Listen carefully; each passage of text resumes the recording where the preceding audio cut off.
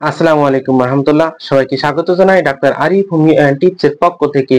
আমি ডাক্তার আরিফ হোসেন আবার চলে এসেছি আপনাদের সামনে নতুন একটি ভিডিও নিয়ে। আজকে আমি আপনাদের সামনে দাঁত কেন হয় এবং দাঁতের কার্যকরী হোমিওপ্যাথিক ঔষধ নিয়ে আলোচনা করব ইনশাআল্লাহ। তার আগে আমার এই ভিডিওটি যারা নতুন দেখছেন তাদের উদ্দেশ্য বলবো, আমি এখানে বিভিন্ন ধরনের রোগের সমস্যায় হোমিওপ্যাথিক চিকিৎসা এবং স্বাস্থ্য টিপস নিয়ে আলোচনা করে থাকি।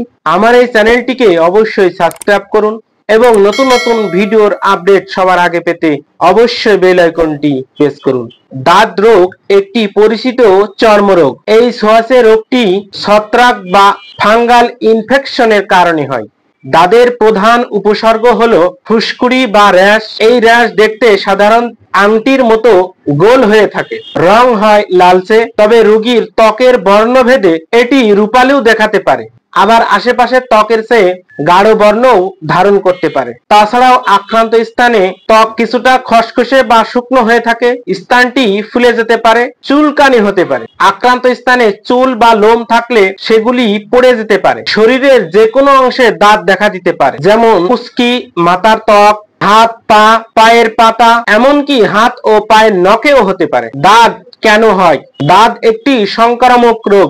দাঁত রোগের প্রধান কারণ হলো এটি টাইকোফাইটন, মাইকোস্পোরাম ও এপিডার্মোফাইটন প্রকারের ফাঙ্গাস জাতীয় জীবাণুর মাধ্যমে সংক্রামক ঘটায়, যা ত্বক, চুল এবং নখের উপরে আক্রমণ করে থাকে। আক্রান্ত ব্যক্তি কিংবা তার ব্যবহৃত জিনিসের সংস্পর্শ থেকে, যেমন চিরুনি, তোয়ালে, গামছা, বিছানা চাদর ইত্যাদি কারণে ছড়াতে পারে। দাঁত আক্রান্ত প্রাণীর সংস্পর্শে অন্য ব্যক্তি ছড়াতে পারে। দাঁত রোগের জীবাণু আছে এমন পরিবেশে, বিশেষ করে স্যাঁতসেঁতে আবহাওয়াতে বা স্যাঁতসেঁতে স্থানে দাঁত রোগ ছড়াতে পারে। যাদের রোগ প্রতিরোধ ক্ষমতা কম তাদেরও দাঁতের সমস্যা হতে পারে। এখন জানাবো দাঁতের কার্যকরী হোমিওপ্যাথিক চিকিৎসা। গ্রাফাইটিস, স্থূলকায় পরায়ণ, শীত কাতর, কানের পাশে, মুখে, মাথায়, চক্ষুর উপরে, জনন ইন্দ্রিয়তে ও অন্ডকোষে, হাতের আঙ্গুলের ফাঁকে, পায়ের নখে, দাঁত সহ চামড়া মোটা থাকে, তাহাতে ভীষণ চুলকানি, দাঁত হতে গাঢ় মধুর মতো আটালো রস বের হয়। গ্রাফাইটিস 200 শক্তি 2 দিন সকালে খালি পেটে, 15 দিন অপেক্ষা করে 1000 শক্তি 2 দিন সকালে সেবন করিলে দাঁত চলে যাবে।